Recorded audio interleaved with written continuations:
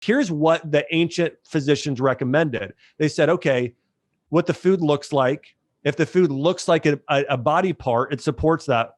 What is the food's flavor as well? And what's the food's color? And they would look at those three things and say, that's how you know what to eat. So for instance, a walnut looks like your brain. In fact, you crack it open, it has two hemispheres. We know today that walnuts are loaded with choline and vitamin E and some omega-3 fats, so they're good for the brain. A coconut as well looks like your head. Coconut has all these medium chain triglycerides, which are good for your brain. And actually, a water inside that almost looks like cerebral spinal fluid that's actually good for your body's fluid and systems. We've got beets that actually look like blood when you are when you're cutting them, and they have known to increase nitric oxide in the body and improve your cardiovascular health. Celery looks like your bones. Celery is probably the most alkaline vegetable. And so it actually supports your bones, and especially supporting vitamin K and calcium levels. And I could keep going on. A few others. This is so fascinating. Yeah, reishi mushrooms look identical to your kidneys and adrenal glands. So do kidney beans.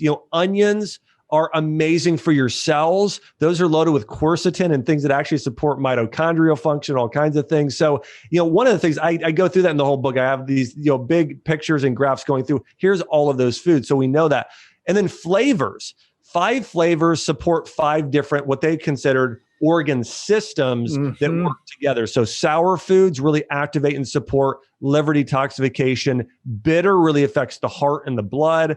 You've got umami, which affects the lungs and colon. You've got sweet, which is more the pancreas and stomach, the upper GI. And then you've got salty, which is your kidneys and your adrenals. And then certain foods like green is very good for liver, gallbladder. But anyways, that's how the ancients knew. And I really believe that God created food, our food here. I don't think he made it real complicated. Like, hey, I'm going to make it really hard for them to figure out what to eat. I think some of the stuff, I'm not saying everything is simple, but I think some of the times using food as medicine isn't really complex if we are, able to start thinking and learning about some of these things.